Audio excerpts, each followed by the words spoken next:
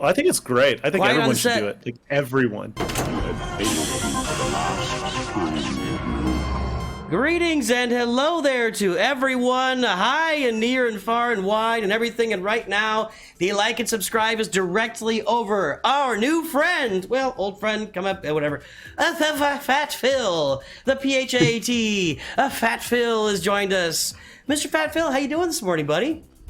It's a little bit early. I haven't had my coffee yet, but we're hanging in there. So we do get together early since the Gerbil is in Shanghai. It's 6 p.m. for 7 p.m. What's for you? What time is it? 7 p.m. All right. And 6 a.m. for us here in the middle United States. I don't know where are you, Phil?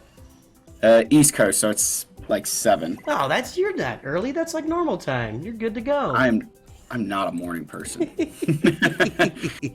7. I'm usually already up for about an hour and a half at that point at least. All right. Well, gentlemen, we got a bunch of topics loaded up today, but I had to play some games with Discord, with the camera and everything, so I'm going to let you guys run the topics because my screen is full of faces, and I can't see the topics, and so you're in charge, and I'm just going to ride along. All right, sounds good. Well, we got quite a few things that have happened recently. So, I mean, there's a lot of stuff we could talk about. But I know one of them we had discussed, a quick one I think we can get through. Maybe just a little bit of a reflection review of GL Leia and GAC. There's been a lot of discussion and feelings about that one. I'm about to unlock her, and I'm looking forward to throwing her on that front line with all the... Now, 3v3 is worse than 5v5, right? Isn't she? Yes. Yeah. So it'll be 5v5 next time around, but I'm looking forward to throwing her on that front line, and now it'll take me a little bit, obviously, to get her ultimate and have that ready to go, but still, yeah. I mean, I don't know. What do you think, PHATPHIL? I don't want to dominate this. No. I mean, I've faced her in territory wars plenty of times, and it's like, okay, fine, I can get through, but no Drogon Omicron. But in like 3v3, it's just a completely different animal, and you feel. Part of me wonders how much of the Datacron is playing a role, because you have the Datacron, the stats that help her specifically with defense, health, protection. And then you've got the extra bonuses for Rebels, so everything is kind of helping her. So when that goes away, I'll be far more interested to see how impossible she is or isn't to beat in GAC, specifically 3v3. I think 5v5, we will find ways, but I think 3v3, she's the best team right now. Yeah, I have to agree with that. I think I put her front row in the bottom in every match this last 3v3 GAC season. I don't think she was ever beat. I went 6-3, and I truly just kind of blew one of those matches on my own. I just messed up a bunch of stuff. I think realistically I should have been 7-2, maybe even 8-1 if I had turned up my brain. But I would attribute a lot of those wins strictly to Leia. Just absolutely nobody in all 9 matches. Nobody defeated her. Did you have the Datacron, Gerbil, or did you have a good Datacron on her? Absolutely. Yeah, level 9 Drogoncron. Okay. Absolutely. I mean, if you're going to run GLA this early in the game, you probably have your Datacron. You wonder if it's like that Lord Vader Dodgecron, where it's like it's a lot tied to that, and maybe it'll die out over. We'll see. We'll have to find out what happens here. Yeah. Yeah. Well, and it's not. I don't even think it's necessarily the secondary stats. I mean, it's just the Drogoncron gives the whole team like extra 200% health, I think it is, and then you stack on R2 sharing some of his, and I have my R2 modded for he's like 110,000 health already. So then you give him 200% on top of that. Then whatever Leia gives him, I think another 75% on top of that or something, and then he shares 10% of all of that back out. It's just they're so tanky. And I didn't even have the Drogon Omicron, which adds on another 50%, plus at the start of every turn he heals 25%. So if I had it, just every single turn, he literally would have been healing himself like 100,000 health. I mean, that's so nasty. It's absurd. Yeah. Absurd. It's just absurd. I mean, I think absurd I is know a good you word. can still... We just Datacron just throw a wrench in everything, and of course everybody's thinking she's impenetrable now, and it just goes back to don't we just laugh at Capital Games? This is going to be an offensive Galactic Legend, and yeah, it's a Datacron, but just don't even say things like that. Just give us characters and stop telling us what you think they're going to do, and let us figure it out. And like you and I, Gerbil, talked about, stop putting like War and Peace into their kits. Just make their kits pretty general and let us just have fun with them. I could put Leia with Darth Vader for all I care and have a blast with that, but whatever. So, all right, what's next on the docket? Do you want to talk about like Grand Arena changes here that just came out? Oh, yes. Oh, yeah, sure. Yeah. I'm going to pull it up on the screen. Right. So, I mean, I don't know. What are your first thoughts, PHATPHIL? So, I am actually more apprehensive than most people with these changes.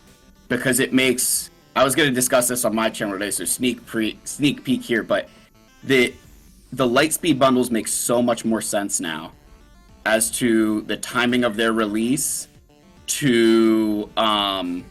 looks like I might get a visitor down here. The timing of the release of those Lightspeed bundles, them saying we want you to catch up, and then all of a sudden, we're going to be changing GAC to allow you to climb more. You're giving away GLs knowing that we're going to be changing the metric of how GAC works. That's kind of where my head was going. Okay, see that. I can see how that gives you a little bit of a pause for concern about where it might be heading. Like almost essential that you have to have one or more GLs. Is that kind of what you're thinking? Or like for them, they want you to climb into Kyber is their goal, right? They're like, oh, we want to make Kyber harder to get to. But now you're going to have everybody who is competing in these lower tiers with more GLs, and it's going to be so much more competitive to even get there in the first place. So the part about the language that kind of, and I don't know if it set me off or concerns me is, yeah, we want more people in Kyber, but we also want to make it difficult to get to Kyber. I don't know what that means, first of all. Because if you open it up and have more people in there, it's automatically easier to get to Kyber. It's a simple question of economics. But, I get that they're addressing the Kyber crunch, but I've been talking a lot about Carbonite Grand. Like, the very first experience people are having in Grand Arena right now is they walk in there, if they're free to play, they'll walk into Grand Arena with a roster 800,000 with like 3 or 4 G12s, and all they're facing is 4 and 5 million rosters that might have a Galactic Legend on there, or at least have the packs, which is like, okay, I get the packs just came out, so that's a new thing, but the entire Grand Arena experience for new Grand Arena players, especially free-to-players, is you go out, you play one battle, you lose, and you hope the other guy doesn't play anymore. And I don't think this really appears to address that at all, unless they're really going to start rewarding the people that, get those crushing victories and move them out of Carbonite. But it's still going to leave a bunch of people sitting in Carbonite that are inactive and just trying to get their easy crystals every month. And that it doesn't seem to address that at all. Yeah, so I had my experience in my alt account, which is, I think, Bronzium 3. And I have a similar experience. So I have no GLs, working towards Leia in there, but it's going to be a couple months minimum. But yeah, so every battle is against somebody with a GL or 2, minimum twice my GP. So I'm like pushing 3. They're usually 5, 6 to 8, and I know 5, 6 is not technically double 3, but whatever. But I had an interesting experience where twice I full cleared my opponents, and I leaned back and I smiled and I felt really good about it. I was like, yeah, look at that. Drop this guy at 6 million GP. I love it. And then I go to bed, and because of where I am, GAC ends at like 3 in the morning. So I wake up the next morning and I stretch, I grab my iPad and I open the account, and I just got obliterated. I still lose by, 100 points or whatever, because they can just go in and one-shot every team I have because of the differential of the value of points. And so I get promoted to Bronzium 3, I get kicked back down to 4, I get up to 2 if I'm lucky, I get kicked right down. And it does depend, like you said, on whether or not they play. And that's not a competitive thing. So I really welcome a change. But like you, PHATPHIL, I think I'm a little bit kind of nervous about what the changes will be until we get more information. I'm optimistic, but I'm reservedly nervous. If you can be both. I like Doublethink. 1984, great book. All right, so I think we got that covered. I think that covers most of the feelings of people around. Like, every time EA or CG announces anything, it's like, oh, that looks good or whatever, but then it's always never quite works out the way the game is so big and complex at this point, and the game mode we're talking about, Grand Arena, I mean, is so if they don't just reset everybody's levels, you know, trying to finagle something that's already sitting there, that's not going to be a simple thing for them to do at all.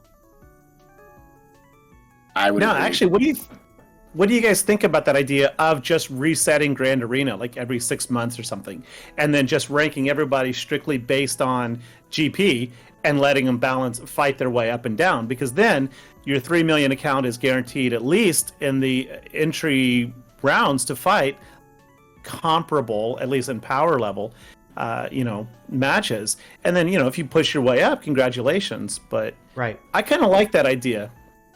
I think the only thing that makes me nervous with that is the players in, say, like Kyber 1, right? Because what you're going to end up doing is if you go to a GP-based matchmaking, you're going back to this, rewarding the players who keep a smaller roster, or if you're a really good player, like think of like, you guys with your alt accounts. If you're going up against somebody who doesn't know the game as well, but you have an alt account with 2 million GP and you're going up against somebody who's playing an account for the first time, you're going to win almost all of your Grand Arenas. You're going to crow like crazily, and it's going to benefit you all the way until the point that you eventually hit where Arnold and those guys are playing GAC against players who have equivalent skill levels. Yeah, I think you hit a wall before that, but I see what you're saying. It's like, you're going to feel good about it, you're going to advance through Carbonite real easily, then you're probably... Like, if you got a roster at 1 to 1.5 million with maybe, you're working on a Galactic Legend, you'll probably get up to mid-Bronzium and then just start hitting the wall there, which is what I find is just walls. It's just a big wall, advance, and so I get all that. There's nothing perfect about it. If they don't ever go back, the old system was perfect, and unfortunately they weren't making any money on it, so they had to change it, and, anyway, that's... Maybe we should move on. I think we all got similar thought processes there. I don't know. I think so. What's next on the docket? So, all right, next on the docket, where's my Zeta? I need Zetas. You got any extra Zetas lying around? I'm all out. Well, PHATPHIL, you bought the packs, and this was the first thing you bought in game, right? Is the raid pack? So let's talk about your Zeta situation with your resistance and your roster right now. Yeah, so I should say it's the first thing I've bought since I did buy an old Ben pack way back in like whenever CLS came out. I did buy one of those, but that was like old Ben.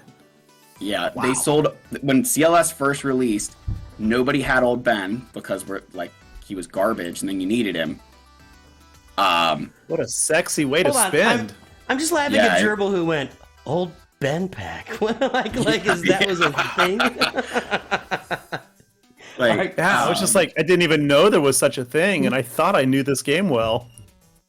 But yeah, so that was but this new one was obviously the first time that I'd done anything since I've been playing since like 2020 and everything. But I was able to Zeta the key resistance characters that I wanted outside of maybe Holdo. And it was exacerbated because I also unlocked Reva at the same time. So I had to gear Reva, I had to gear up the rest of the resistance characters, then I had to gear Rey, and then Zeta them. So I have, I think, 90 some odd Zetas right now. But I'm maybe 2 months away from unlocking Leia. So, you're going to cut it. Yeah, you're going to need another 6 complete Zetas for her alone. And then anybody else that you throw on that team, right? Yeah.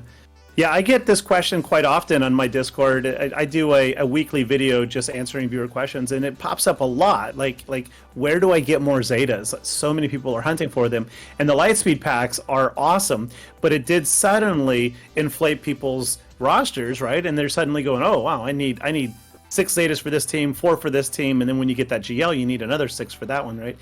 And so I just like to remind people that, your number one source of daily crystals is in Fleet Arena, but you also get a lot of Fleet Arena currency in there, and that's one of the best ways to get your Zetas. And if you're hitting that top 2, 3 every day, plus the additional currency you get from your daily events, you should be able to be buying 1 Zeta a day.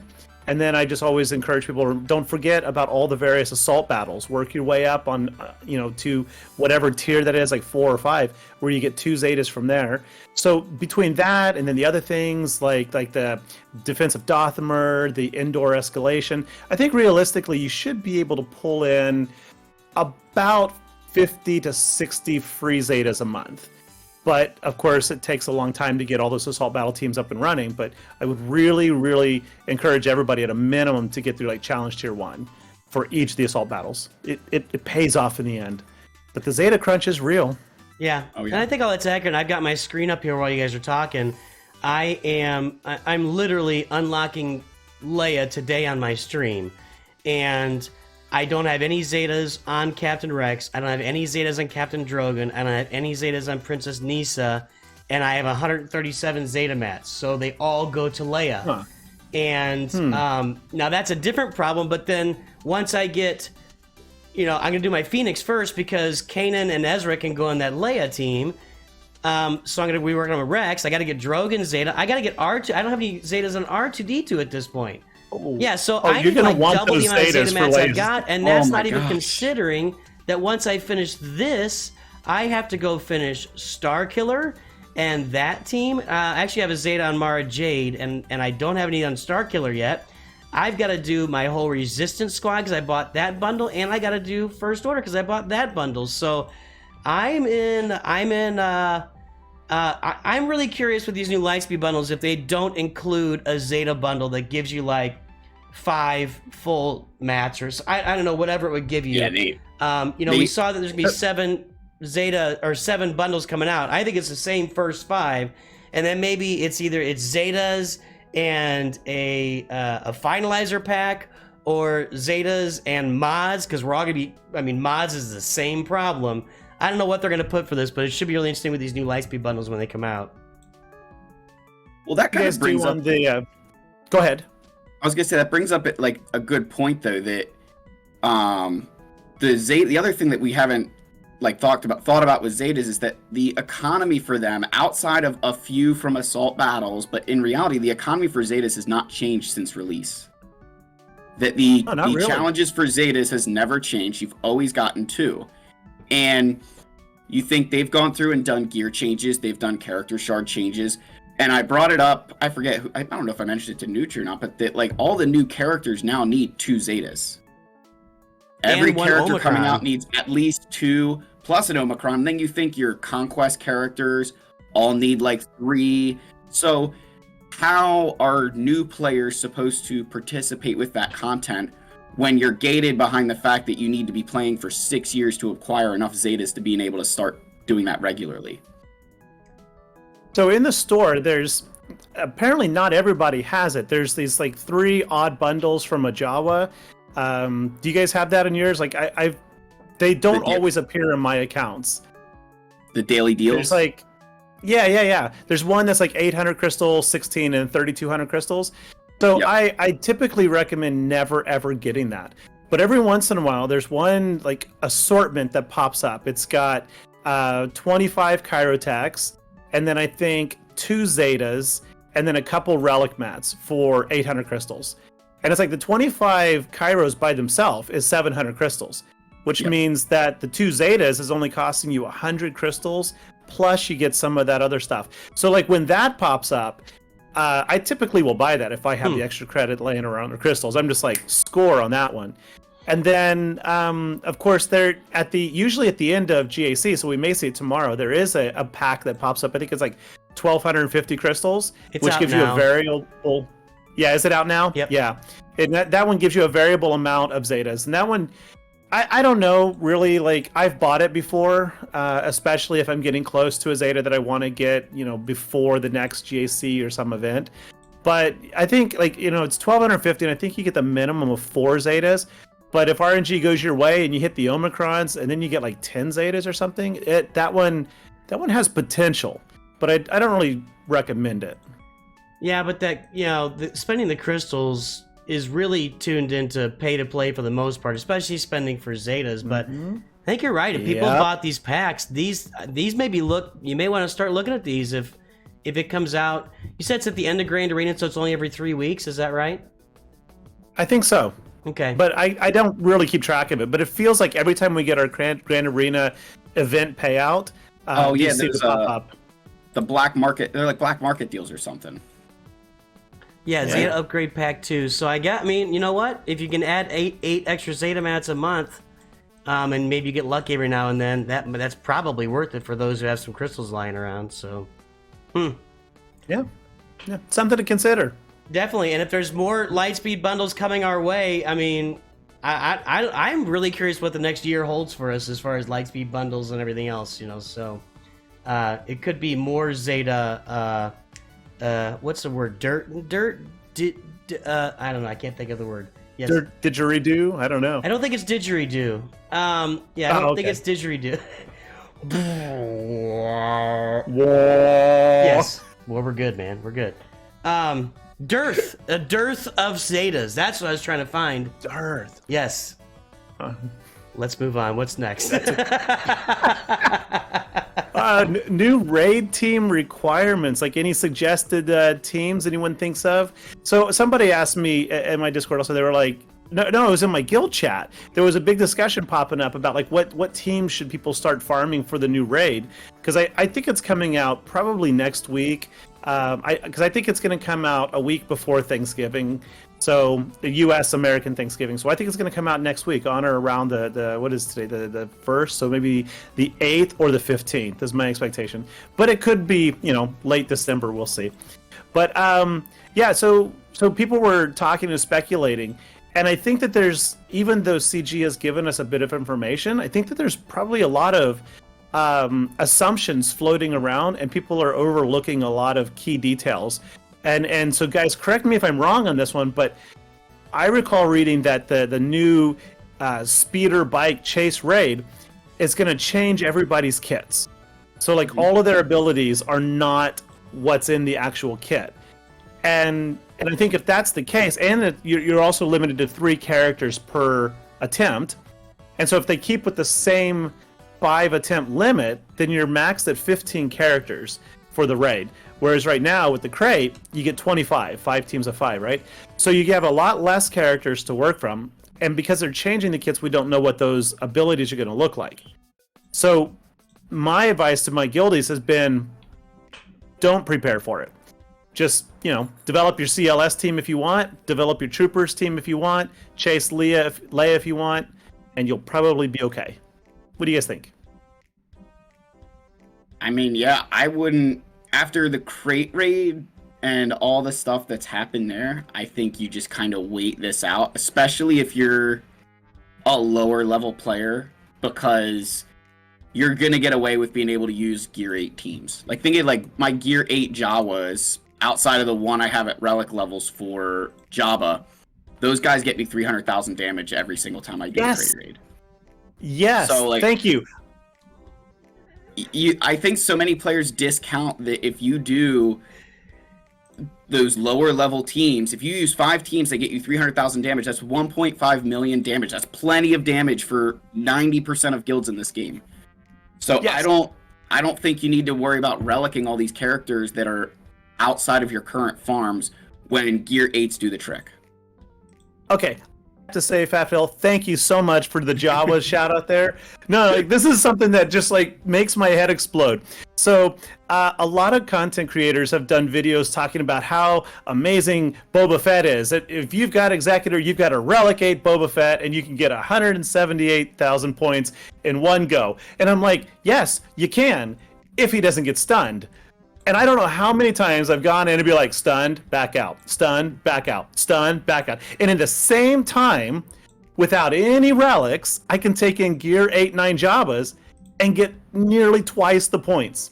So it's I'm screaming, like, if you can afford a Relic 8 Boba Fett, then help your guild out with some Gear 8 to 10 Jawas. I just don't understand that. So anyway, I'm happy to see somebody else has figured that out. Yeah, I think. Go, Phil. Go ahead, Nooch. No, go. I was say, I think you brought up a good point, Phil. It's like 90% of guilds are fine, you know, and without having to max out everything. And I just think farming for this raid is a huge mistake for all the reasons mentioned. The primary one, like you said, it's not even gonna apply. Like, you don't even know what they're going to do. So, you know, it's mostly Imperial troopers and rebels. I've been kind of had them on the screen here. You know, if it's teams of 3, but then they're in there on speeder bikes and you got to evade rocks and jump around trees and blow up whatever's, it has nothing to do with anything. You know, it's just you playing a mid 80s video game or something. We don't even know what it's going to look like. So you know, you can farm the characters if you want, but relicking up, I don't remember who was required, and I wasn't going to go searching through here while we're streaming, but if you're going to find the lowest common denominator of character you need to get for there, and then relic them up and they're not useful in any other game mode, I think you're making a huge mistake, because let's just go into it, see what it's all about, and make some adjustments. It'll be here for 8 or 9 months, and I think we should adjust these raids on the fly now is how we should look at all these raids, as opposed to pre-farming for the raids. Yep. I do have a concern going into it. I am excited for the new raid. I am so tired of the crate raid, especially running it on multiple accounts. It's like every time it pops up, I'm like, didn't I just do that? So I am so ready to move on. But I have a concern that because they're changing the kits around, like you said, Nooch, what are they going to do? Dodge rocks, shoot a pew pew? I don't know. My concern is, like, are all attackers going to have this set of abilities? All, you know, supports have this one, and or so on. And if that's the case, then how do we differentiate Ewoks from troopers from rebels? And does that then mean we're just going to go in and repeat the same thing 5 times? Like, if you've done the Leia, gosh, I keep saying Leia unlocked tier 5, it literally is like far right button, middle button, far right button, middle button, far right button, middle button. And I do not want to see this raid be that. I don't want to see you dancing and jiving. No, stop. That's what I don't want to. Okay, I'll stop. What were you going to say, Phil? I am right there with Gerbil on this. Like, we know Capital Games loves to do certain things, and one of the things that they love to do is, like, you think of the Rey and Kylo events. That's the vibes I'm getting from this raid, is that you're going to adjust the abilities, but if all I'm doing is feint, strike, parry, strike. Parry, strike, feint. Yes. Like, I am going to just want this raid to be over. And imagine, you think right now they're allowing you to use 25 characters. So the other thought I had is, what if they up, because it's only teams of 3, they up it to 8 attempts? And so that way you're still having to use the same amount of characters as you would in a 5v5 in a 5-person raid.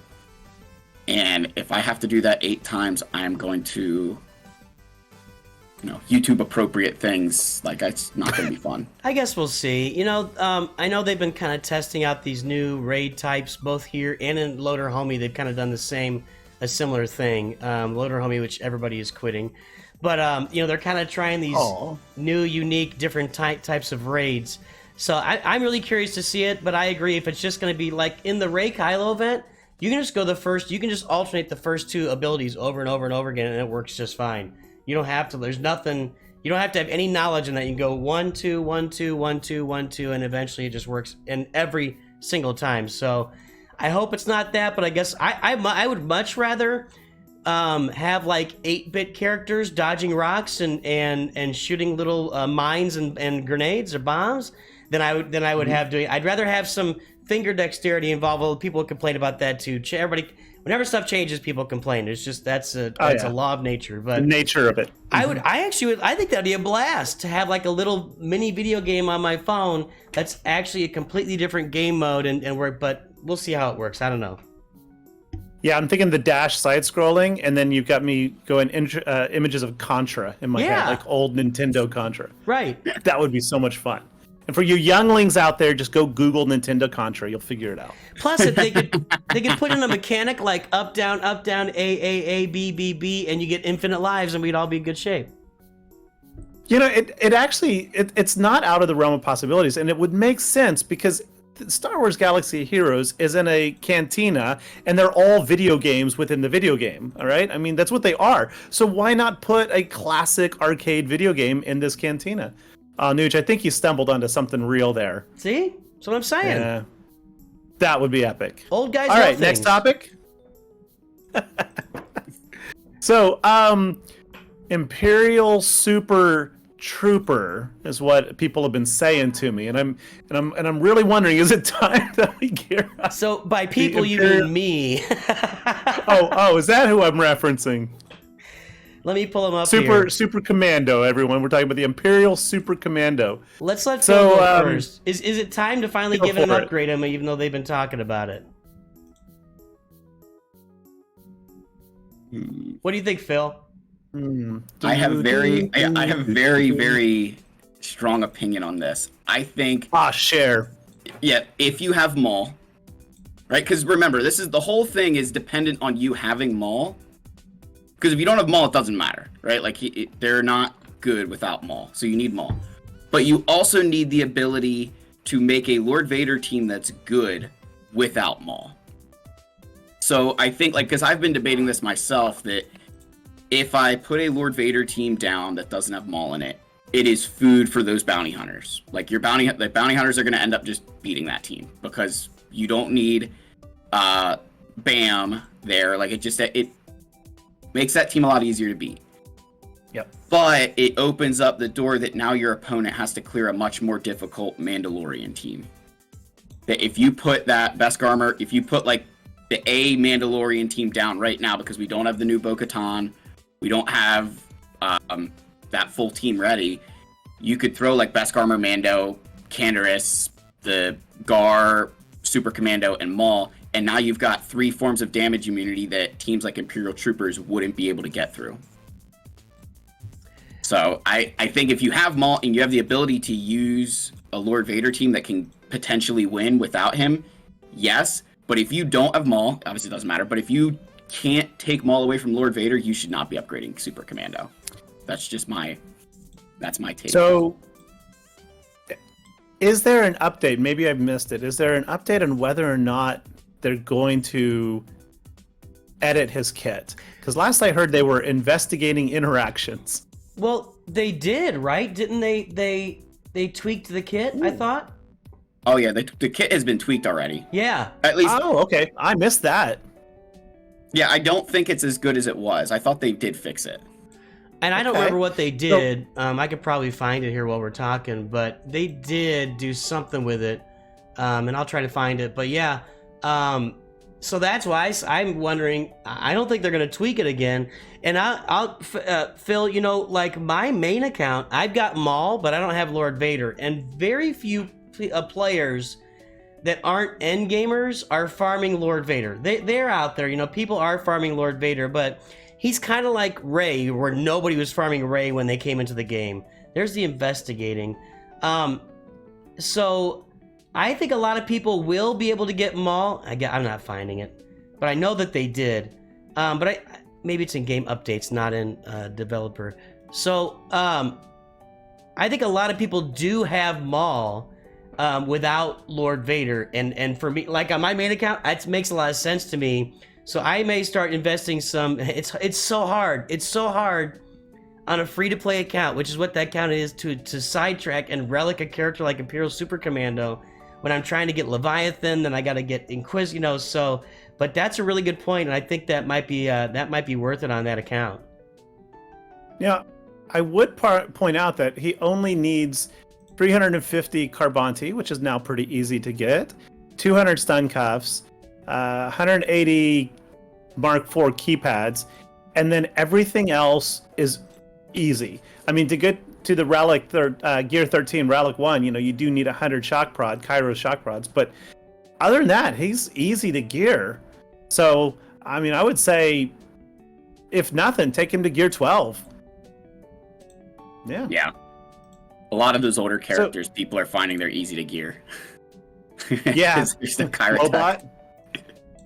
Yeah, I took Lobot from Gear 1 to 12 like that and didn't even miss a thing. I was like, how did that happen? I got the adjustment on screen now, so let's see here.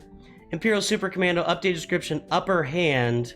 It doesn't really say what they took out. They just changed upper hand, where I guess I don't remember what it was buffed for before, but they kind of nerfed it a little bit. Okay. All right. Yeah, I missed that. Interesting. So, with him being a Mandalorian and all the Mandalorian news that's come out recently, you know, if you haven't heard, we're getting a Bo-Katan Darksaber. And along with that, wow, shocking, right? We're getting IG-12. And who's the other ones we're getting? Oh, we're getting, we just got Paz, but there's another one. I've lost his name. Thank you, the Jedi. Should we be chasing that, I wonder? My response is no, but what are your thoughts, Phil? Yeah, no. I think it's, hey, if you're at that's a tip of the spear kind of thing. Like the Jedi Knight Cal, Afra, all of these things to me are kind of like tip of the spear players want them. But the vast majority, for those who are going to watch this video, you're probably in this category where you need to be focusing, as we mentioned, on those raid teams. And if you're trying to get these new characters because they look cool, you're just going to get left behind. Because somebody earning more guild event currency or the Mark raid currency over a period of 8 months, that is significant. Like that's nothing to sneeze at. I think you have to look at it from a long-term perspective. And so I think like looking at, ignore Snoop Peep for a while. Yeah. The most interesting thing to me about this, Gerbil, like we talked about last time, is there are no more Mandalorians in here. IG-12 and Grogu and Keller and Beck, Jar Jar Jedi. So they're still leaving wide open all the characters from Mandalorian 3, possibly leading to that Mandalorian capital ship, or even like a Beskar Mando Galactic Legend or something. So they've left those characters on the table. I have a theory. Okay, let's go. All right. Okay. So Paz is obviously a Mando. Bo is a Mando, you're right. But IG-11 or 12 is not a Mandalorian. Although you could make the argument that Grogu is. But they didn't say we're getting Grogu. They said we're getting an IG-12. So it's a subtle distinction, but I'm going to run with it. And then we're getting Caloran Beck. Now, Beck is an interesting character. For those of you that don't know, Beck was a Jedi during the Clone Wars period. He's the one who, spoiler alert, rescues Grogu. He flies him off of Coruscant. He jumps in a ship. Nubian soldiers have got it all prepared for him. He jumps in and flies it off. Right there. That flies it off means he's a pilot. And we've been thinking about and speculating what's coming next year. And while NOOCH and I have talked about a Mandalorian fleet coming, I don't think so. I did a video not long ago on my channel. Go check it out. I think that next year's fleet is the Resolute. And I think it's a Jedi fleet. And yes, people are going, but Jedi is not the counter to Sith Empire. And I'm like, yeah, you're right, but they're all Sith. So I think the next one is Jedi. And I think Caloran is going to be a pilot for that fleet. I think we're going to get a ship down the road for him. You only need a couple more. Give us a ship for Eth Koth or Imagundi or Grandmaster Yoda. They're already in the game. Even Shakti is a pilot. Most of your Jedi and Jedi Council members are pilots. And next year's a big anniversary of some Clone Wars content. So it kind of makes sense to me. I think he's a pilot because of all the characters they could have brought to this game. He has very, very minimal screen time and recognition, but he is a screen time pilot Jedi. So that's my small brain thinking there. Now, just to argue the screen time thing, we've got old Daka in the game. And she had, an episode of the Clone Wars? Not even a full episode that she was, like, the premier character? Bosh Leia had, 6 minutes. I just pulled the screen Bosh Leia. I mean, we can go down the line with that. I mean, remember Captain Drogon? Wow, what a mensch. Same with Sorty. Oh, my gosh. So much. Don't get me started on Sorty. All right, so... We're leading up to our final little bit here. Are there any more questions we need to take a look at before we go into we got something special we're gonna do at the end? But any more questions for us, Gerbil or Phil, that we got in the chat? Topics, I mean. I think the one thing I would just encourage players to do right now is that I've been getting a lot on my channel. I'm sure you guys are getting the same thing, that we're going kind of back to the Zeta thing of, is it possible to do these Galactic Legend tiers without Zetas? And I always feel bad because, unfortunately, I was not in a position where, one, I'm ever willing to try that. Like, I will hoard my Zetas, so that way that's not a pot that I have to try that. But if you're in a position where you're going to hit max tickets and you don't have the Zetas like the videos you're watching, you just have to try it. You just have to try it. Like you're going to waste tickets either way. So would you rather waste tickets because you didn't try, or would you rather waste tickets knowing you went for it? Because maybe you do succeed. And if you can get to tier 1, you complete it, and then you get to tier 2 and you're even able to complete that. You can do tier 3 times where there's no need for Zetas, there's no need for gear, there's no need for mods, you just get to use the stupid character for the dumb duel thing, and then you can go back and hopefully have the Zetas to do those other tiers. So that's just something that I wanted to throw out there. I know a lot of players are kind of in that situation right now, so I would heavily encourage that. And you're talking Yeah, about... so Nooch, how did it go for you?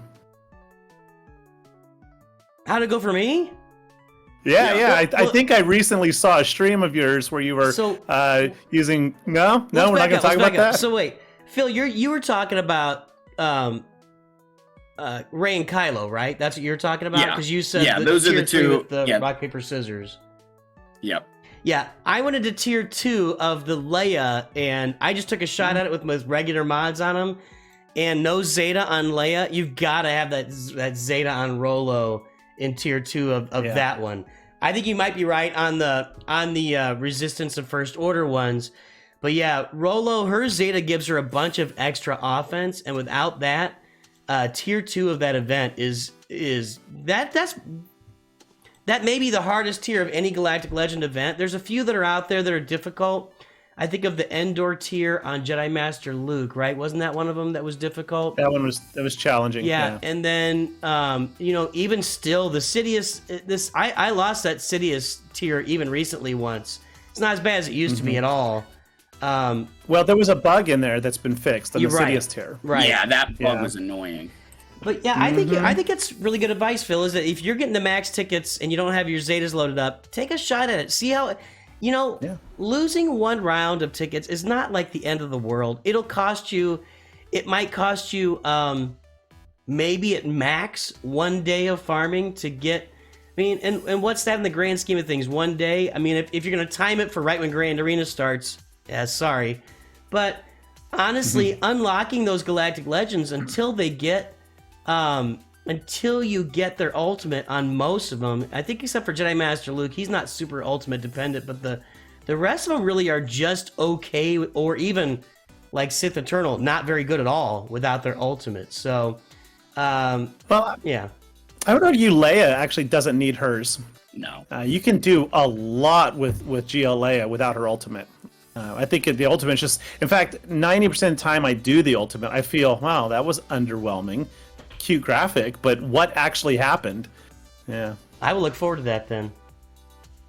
Yeah, enjoy it. All right, guys, we got time left, but I think this last bit here is gonna take us a minute. So, came up with an idea yesterday of every time we have a guest on, like Mr. FATPHIL, you're gonna be Mr. FATPHIL now. That's to be respectful of your standing in society. So we're gonna rank our favorite Star Wars movies. So we're gonna rank them bottom to top, and we're gonna force our guest to do that too. So since this is the very first time, all three of us will rank from bottom to top, 11 through 1, the Star Wars movies in order of our least favorite to our favorite. And I'll bet there's gonna be a lot of similarity at the bottom and the top, with some stuff mixed in the middle. So let's get that going. You never know. Yeah, you never know. I don't know. We'll see. Let's start at number 11. So I'll go first. My number 11 is, I think there's no shock, it'll be Rise of Skywalker, which is just to me a hot mess. So let's try you, Mr. FATPHIL. What's your number 11 movie? Oh, definitely The Last Jedi. Yeah. All right. So Ooh, The Last Jedi. Okay, I'm impressed. I thought you guys would have said Caravan of Courage. Huh, we're not weird. going I'll have that to deep, reconsider. Gerbil. We're not going that deep. No, I'd have to agree. Rise of Skywalker to me. So that's interesting. Why The Last Jedi being the worst? Yeah. The whole Canto Bite part can just go away. Yes. It was horrible. It was horrible. I felt that the Last Jedi to me took a dump on my favorite character in Luke Skywalker. Like, it just took a massive dump on him, and it ruined the character. it ruins so much of everything else that we've come to love about that Star Wars. Where I think The Last Skywalker was just, The Rise of Skywalker was just like having to fix all of the problems Rian Johnson created. So I give The Rise of Skywalker the credit that it was just fixing the pile of like bantha poodoo that was The Last Jedi. Gotcha. Interesting. And now, I actually like the Last Jedi for something. I'll go ahead and share. I think that visually, though, it was one of the best movies visually. I agree with you 100%. The whole storyline is just atrocious. But I actually went back and saw it a couple times in the theater, and it's one of, I think, only 3 Star Wars movies I've seen twice in the theaters, because I started to notice on the big screen a lot of detail in the background that was happening, like that just really impressed me, and some subtleties, like the scene where Luke's ghost is kind of dueling with Kylo on those, what was that, salt plains or something?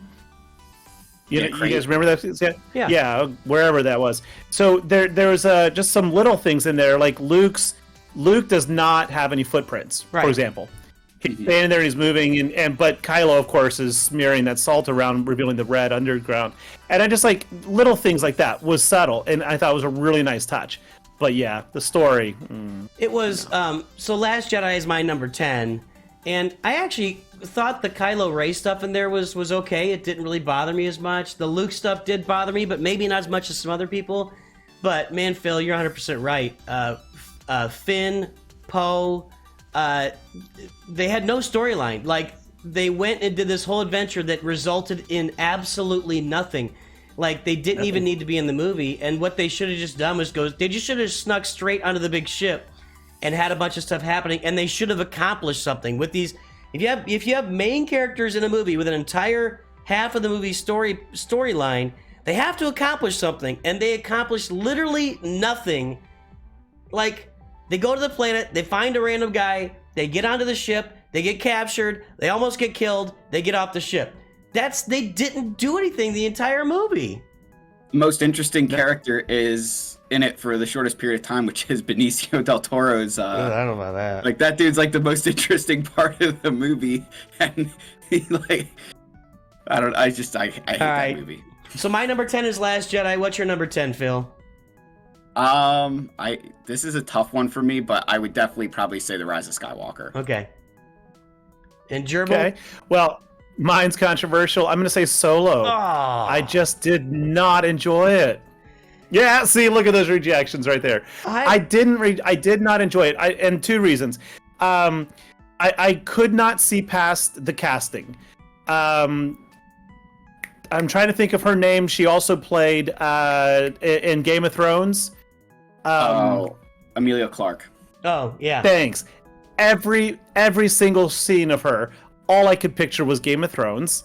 And that was actually one of the things about original Star Wars, is that they casted people that you didn't know, so that you could really accept them for that persona. You know, Harrison Ford was a hand on the set originally; he wasn't an actor. So I struggled with the actors, and then the guy who played Han Solo, I just felt like his smile was excessive and unending. Like, every scene, I felt like it was just like a gigantic Joker grin, and I couldn't stop seeing it. So I know. Well, I mean, for me, so we'll keep going. So my number 9 is Solo, but I put far above Last Jedi. Like, I can't rank it above the prequels or anything. But to me, and I'm trying to find Kira here since you're talking about her. I like Solo, and I would watch it again in a heartbeat, and I had fun watching it. There's a lot of pandering in there, like it's. A lot of Solo is a lot like the first 10 minutes of Indiana Jones and the Last Crusade, where it's like, hey, we're going to show you in 10 minutes how everything that forms Indy and who he is happened in this 10-minute span of time. So Solo's the same thing. Here's how he got his name. Here's how he got the Falcon. Everything happened in this, here's how he did the Kessel Run. It all happened in this short period of time. I just had a lot of fun watching. But it is my number 9 because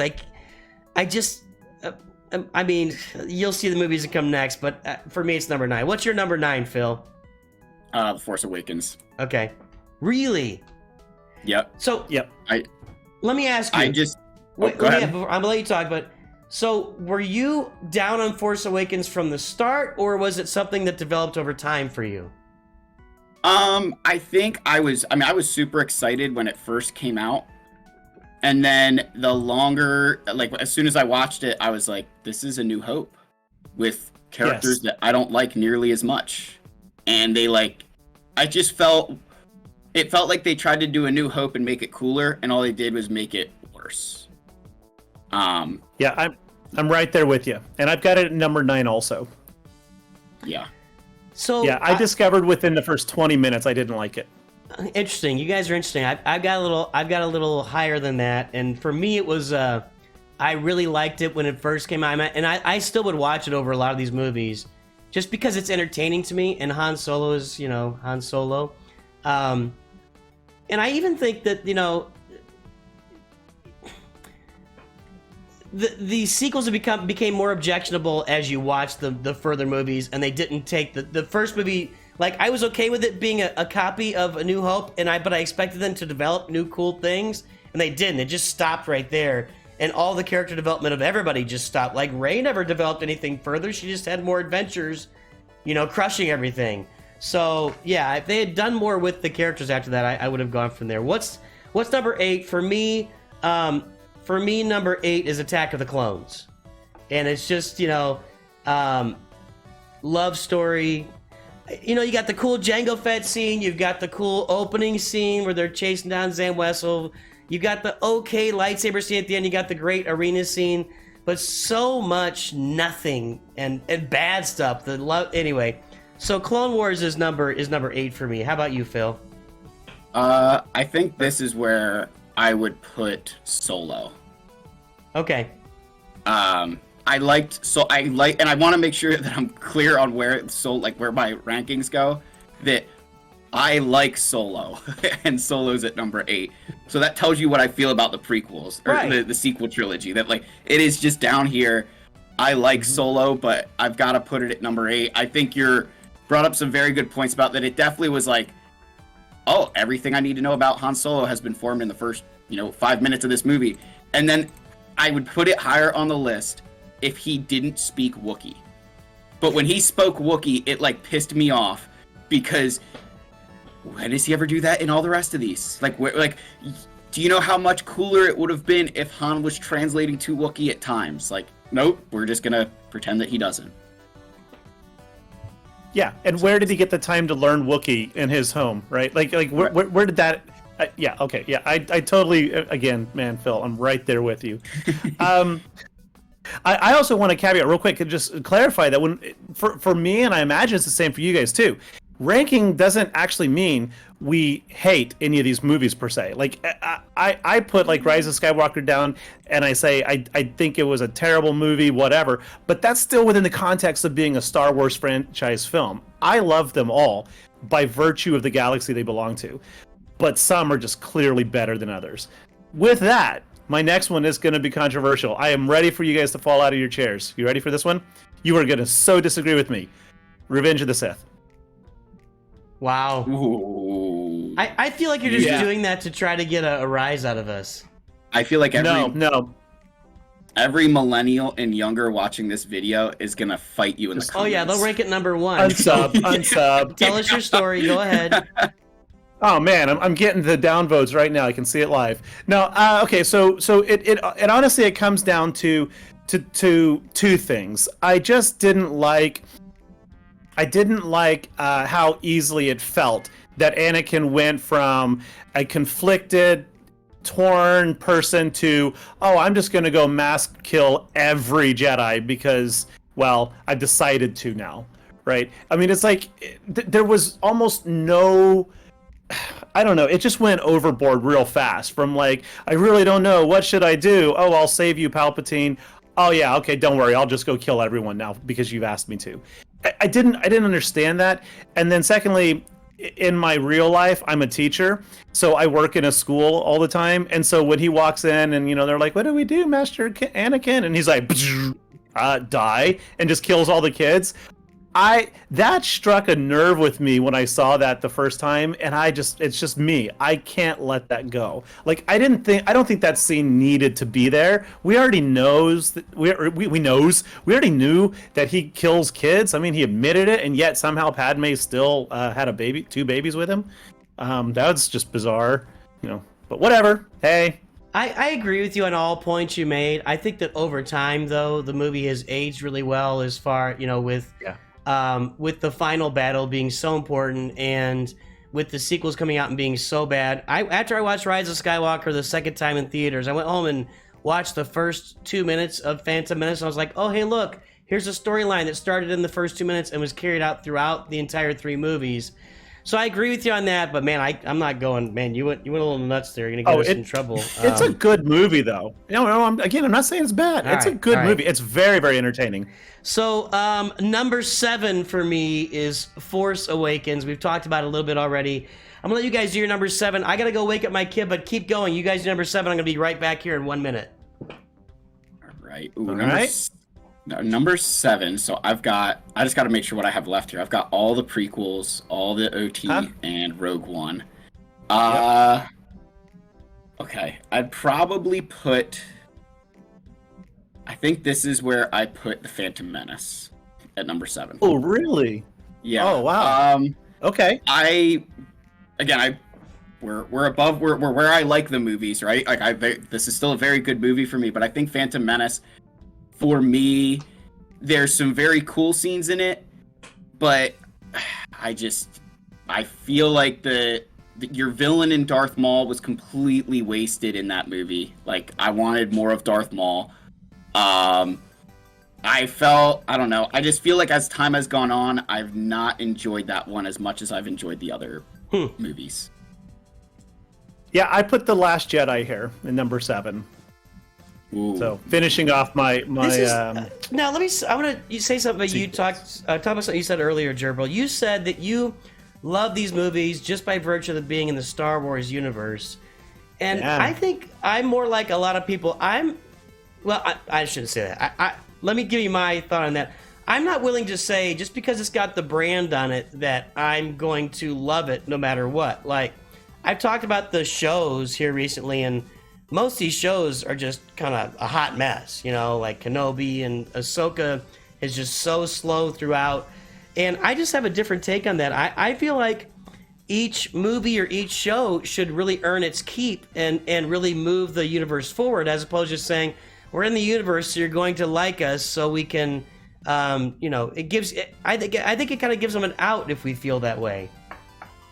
Well, I'm looking at it from an entertainment perspective. I love sci-fi. I love just, wizards in space. And so because of that, essentially, I enjoy them. All right. But in The Last Jedi, I think it was, like I said, it was beautiful. I think it was entertaining. But I also... There's a lot of me that's a very big science geek. And so, like, when the ships run out of fuel and start listing... I'm like, no, absolutely not. Like, you're in space. It would continue forever until it hit an object at that speed. It would not slow down or veer off course. And, like, as soon as I saw that, I almost walked out of the theater the first time. I was like, excuse me?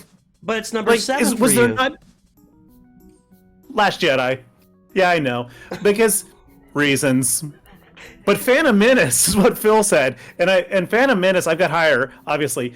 We'll talk about that when I get there. Go for it. Well, yeah, I was gonna say so the laws of thermodynamics apply to you enjoying a movie in the moment, but then you can still rank it high afterward. You've removed your concern for thermodynamic law. Okay, anyway. Oh yeah, reality. No. All right. So number 6 for me is Phantom Menace.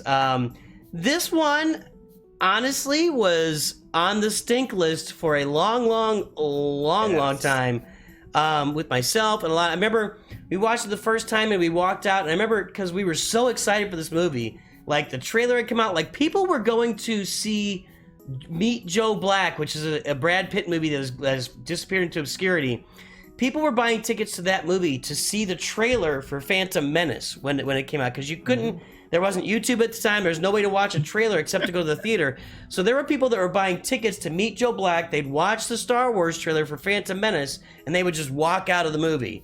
And that's how big it was when Phantom Menace came out. And I remember I saw it with my best buddy, and we walked out, and we were trying to.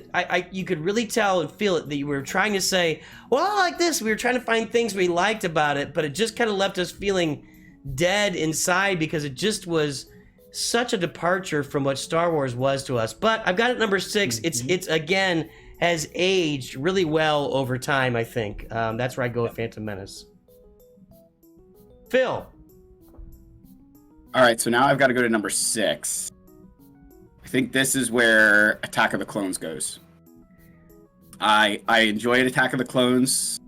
I actually would argue it's aged better, especially with Hayden Christensen kind of being in Kenobi as Darth Vader, and you're getting to see that transformation more of where, like, I felt in Kenobi, just like side tangent, but it aligns with why I like Attack of the Clones, that in Kenobi, I felt that it was Anakin walking around in the suit at times.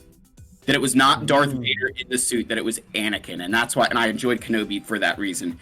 And that's why I enjoy Attack of the Clones more, is that at times, it was Vader walking around in Anakin Skywalker. So I've enjoyed Attack of the Clones for that reason. It gave, as the kid who was, I don't want to say how old I was when that movie came out, but I was younger. It gave me my hero at the time in Anakin. That Hayden Christensen is that hero for me. So that's how he always has that special place in my heart as Anakin. And Attack of the Clones brought that to me. Yep. I've also got it at number 6. And Nooch, like you, I remember sneaking in to different movies at the start. I'd go see movie 1, and then we'd sneak in when we knew the trailers were playing to go see it again. Because, yeah, you're right. It was huge. But like you, I also walked out of the theaters with Phantom Menace and was like, what was that? Like, it was all shiny and pretty and chrome and weird. And Jar Jar was forced and not funny, and yeah, for sure. But yeah, it's aged well. Attack of the Clones I put at 6, because I just didn't really like you, a lot of the romance kind of thing in there. And again, I just struggled with Anakin's transitioning. I also struggled with the age difference between Anakin and Padme for a while. It still is kind of awkward that like he was 8 or 9 when she was already an adult, and then they somehow have a kid together. So it's like she watched him grow up through puberty, and then he cries to her about killing women and children, and she's still like, yeah, come here, let's get married. It's just it makes me think of how it should have ended the way that they did. That was Isn't she only? Isn't she I only gotta go to the 14 now? bathroom. She flies off planet, so she's done. Sorry, what was that, Phil? She's only How like It Should Have 14 Ended. It's though. just a YouTube channel, and they do How It Should Have Ended for different shows and movies. And yeah, check it out. You'll love it. Like Lord of the Rings, they just jump on the eagles, fly over Mount Doom, and drop the ring in, and the whole thing is over. And it lasts like 10 minutes. So, all right, let's go to number 5 you were here. saying... I've got Rogue One. It may deserve to be higher than that. I love the movie in general, but the Darth Vader, the hallway scene at the end is just the cherry on top. So Rogue One for me is just a great film. And I think we've also established that PHATPHIL loves the Kenobi show. He's okay with lightsabers bouncing off of Stormtrooper armor. PHATPHIL, on to you, number 5. All right, number 5 here. So I've been struggling really hard. I've been struggling all day and night with my top 5, because this is where it gets into like all of the best Star Wars movies for me, my top 5. Yeah.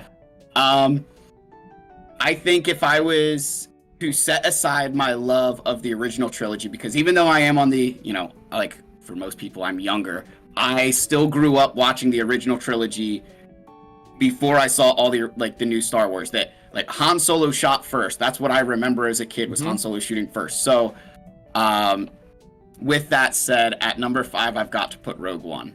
I loved Rogue One. It is one of my favorite movies to watch, but it's got to be at number 5 for me.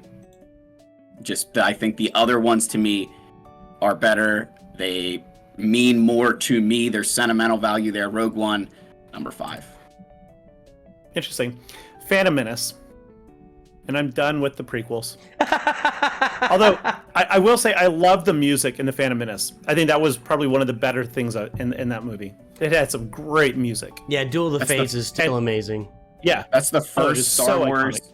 That was the first Star Wars soundtrack that had lyrics to it. Fun fact of the day. Really? Yeah, that's true. Yeah. There are lyrics to it. Whoa. If you look it up, it's like Latin words and stuff. But yeah, I know where Gerbil's gonna go. He's going straight to the Ewok song at the end of Return of the Jedi. Yeah, exactly. Like, Because he loves Ewoks. Yeah. But that was more like a that may be village debatable. singing. That wasn't like the Yeah. soundtrack. That was actually happening in the movie.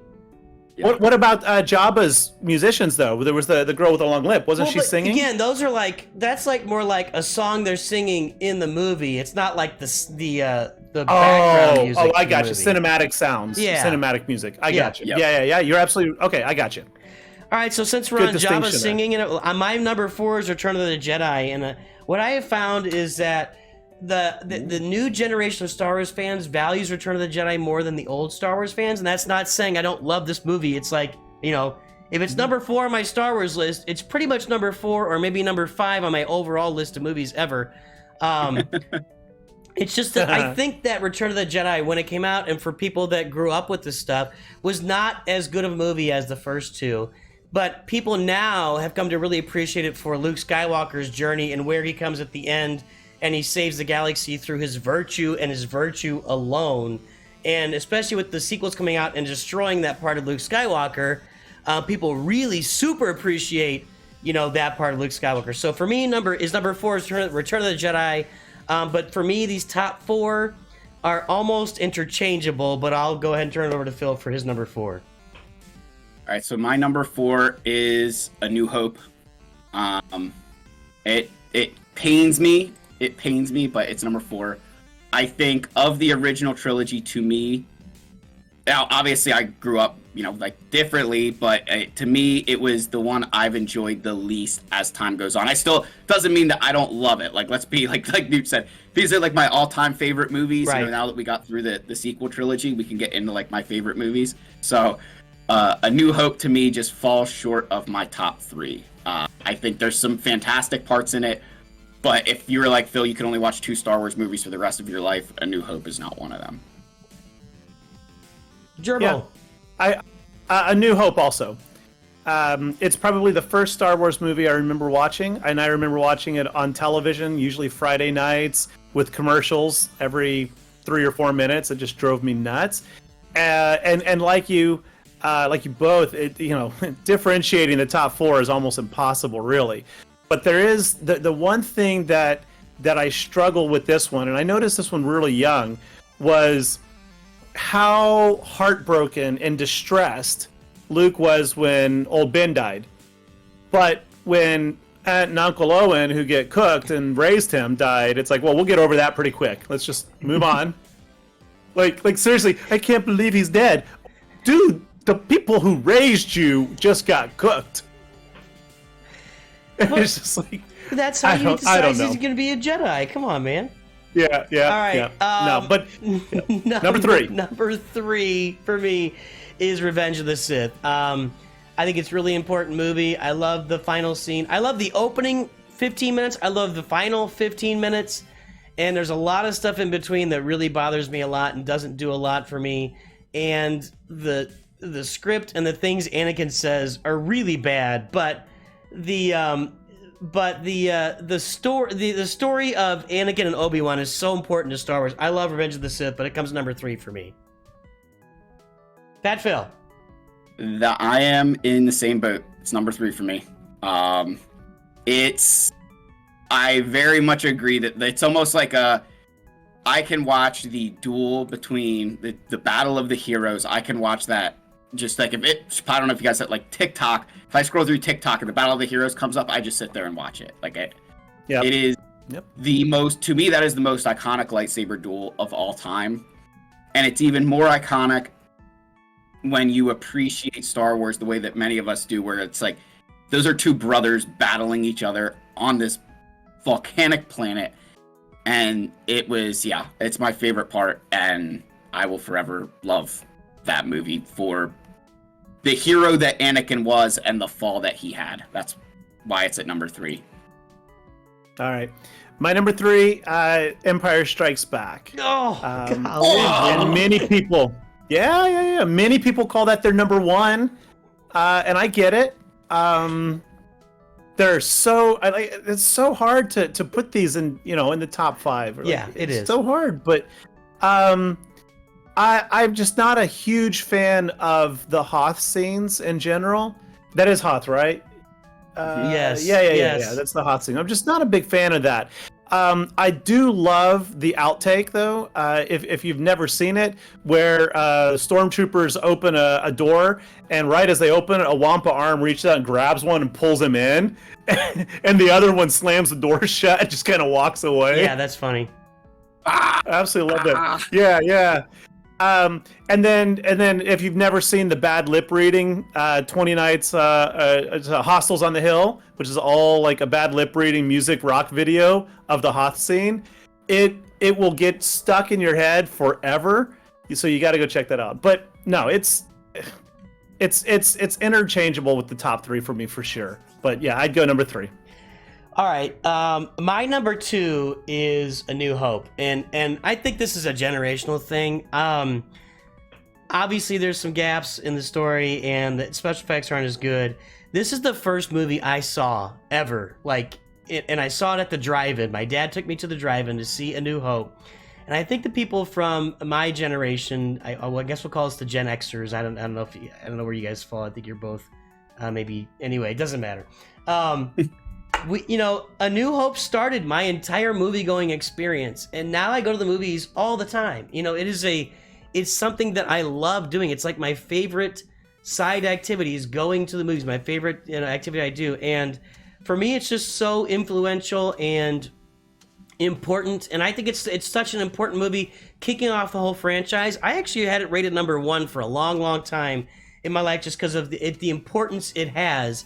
None of this exists without A New Hope. It's not even a thing. Mm-hmm. This is not something we're sitting here looking at R2 and Chupio and Bouche Leia on our rosters if A New Hope hadn't happened. And just for me, the formative event of it, and I love A New Hope. I will sit down and watch it whenever, and it's an amazing movie. So that's number 2 for me. Okay. Phil, your turn. All right. My number 2 is Return of the Jedi. For me, growing up, the Luke green lightsaber was the coolest thing to me. Because to that point, like when Obi-Wan had the blue, Luke had a blue lightsaber, and then all of a sudden this green lightsaber shows up, and I just thought that visual of that green lightsaber was one of the coolest things. The lightsaber battle between Darth Vader and Luke in that one, I think, takes a step up from, I think they each progressively got better in the original trilogy. That, each lightsaber duel, to me, got a little bit better in terms of, the choreography. I think the space battles, the way they cut between, the space battle at the Death Star, the battle on Endor, and Luke and Darth Vader is just so awesome. And I think it kind of culminates the whole story. So for me, that's my number 2. Yeah. I do put Rogue One at number 2. And the reason, most people will immediately jump to the merciless massacre scene with Vader walking down. And of course, that's just gives me goosebumps even still when I watch it. It is so good. But no, what I like about Rogue One is, to me, it was the first time that I saw non-Jedi Sith Force users, or Force sensitive people, right? Like Chirrut in there, blind but can see through the Force, right? So it opened a whole new door of possibilities and understanding a bit of how the Force kind of works. And then the way that the heroes all die in the end, so rarely do you have a movie that literally ends with everybody that you've been cheering and supporting, biting the dust. They didn't make it, right? Cassian and Jyn and all of them. And that really, I think, honed in the sacrifice from that one line of, many Bothans died to retrieve this whatever in the New Hope. It took that. It's magic that they took 30 seconds of A New Hope and stretched it out into this beautiful piece of cinematography with a story arc that just defied common wisdom of film production. So I just loved it. That's awesome. The It's hard to Bothans argue. died, though. I mean, Rogue One is such a great movie. Oh, hey, a cat! And I'm afraid to actually What's rank up with the- number one. What was that? But Gerbil? the Bothans died Yeah. line, that's from Return of the Jedi. It is. Oh, was it? Yes. Oh, is Yeah. it? I just Oh, okay, fair enough. Same point though, but yeah, okay. Yeah, very. Yeah, I sorry, I can't leave that go. All right, No, guys. that's okay. My number one, and I think Phil and I are coming down the same place here, is Empire Strikes Back. For me, it's the greatest movie ever made. Just every part of it. When I played the Jedi Knight Luke event for the first time, and it goes through Empire Strikes Back with Luke, and my father recently passed away. I remember being in tears playing that event on a stream. It just means so much to me. That movie is so meaningful to me. It really turned Darth Vader into what he is now. He was a big baddie in the original Star Wars, but Empire Strikes Back really transformed him into.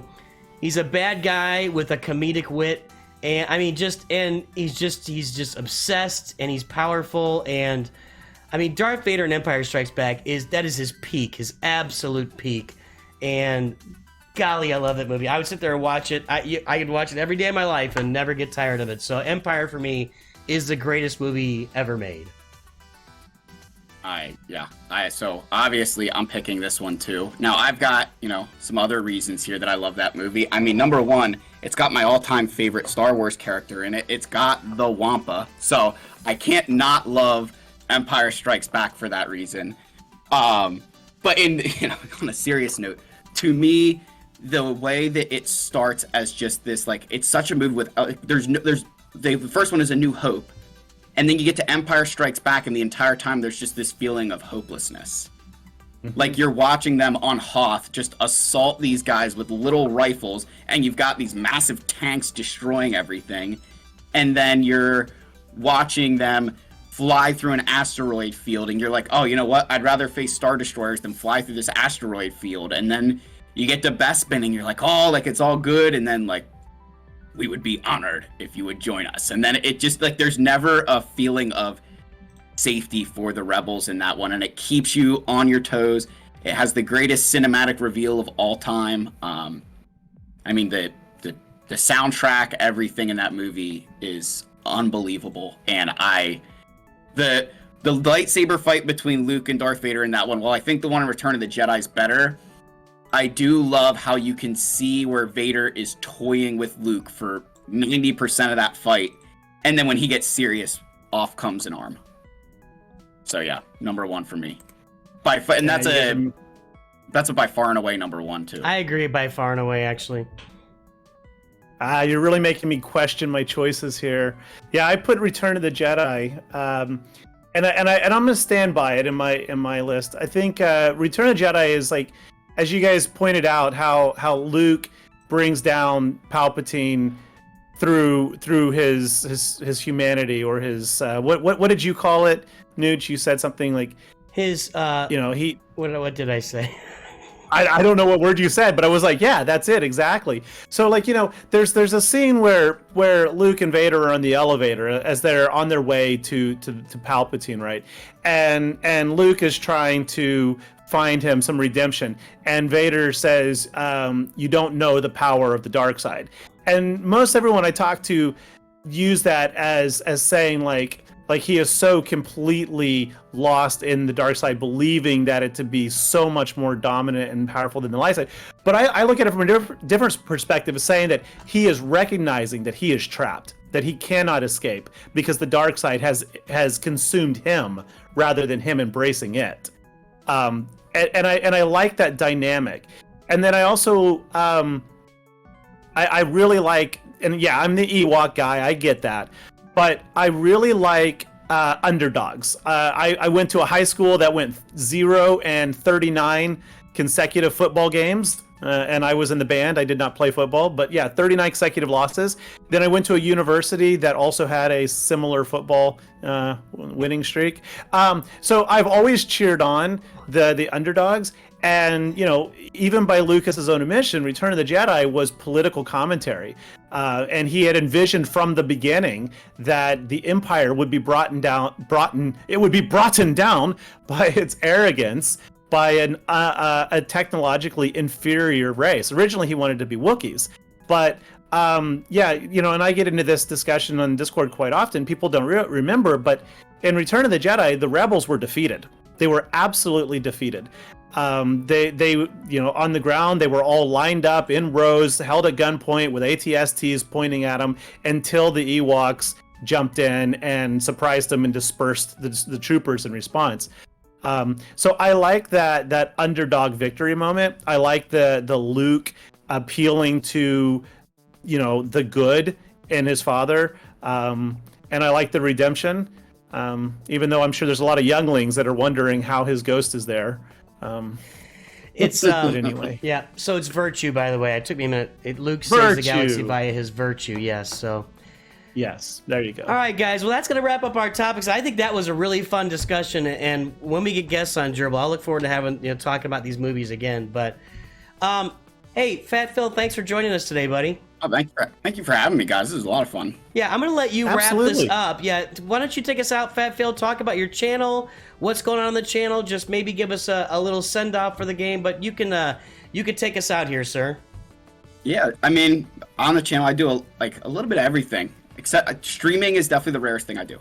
I'm trying to get through all the Galactic Legend events just so I have videos about them for every single GL. So we've done Rey, we've done Kylo. I did Rey without C-3PO for those of you who think a lot of players are in that spot right now where so that's one of the areas I'd say is my biggest fault, unfortunately, that my account is at a place where a lot of the struggles that players are going through, I might not have the same struggle because I've just been playing for a much longer period of time. So it's one area that I've always struggled with, guys. But yeah, otherwise on the channel, the other thing I do is I praise our king, Wampa. We gotta love Wampa. I try to find a way to use him in every single GAC. And now that he's Relic 8 in 3v3, that means that Starkiller is fair game. So. She. No, nope. There's two Wampas. If it's two Wampas in Empire Strikes Back. There's the Wampa that attacks Luke, that's King, and then there's the one that he cuts the arm off, and that's a female. Sticking with it. All right. Well, you're the Wampa expert, so I guess we should leave that out. Well, gentlemen, this was fun. I had a blast. We will definitely get together again. I know Gerbil and I will get together again for sure. But Phil, we got to get together with you on the side here in the coming months. So, boys, girls, ladies and gentlemen, we will talk to you soon. Have a great day, and of course, always remember NOOCH and Gerbil and PHATPHIL, who is now not on the screen. I didn't think about that. He's left the screen. Let's go back here. Sorry about that. There he is. He's back. Hey, NOOCH, Gerbil, PHATPHIL, too good. Have a great day. We will talk to everybody soon.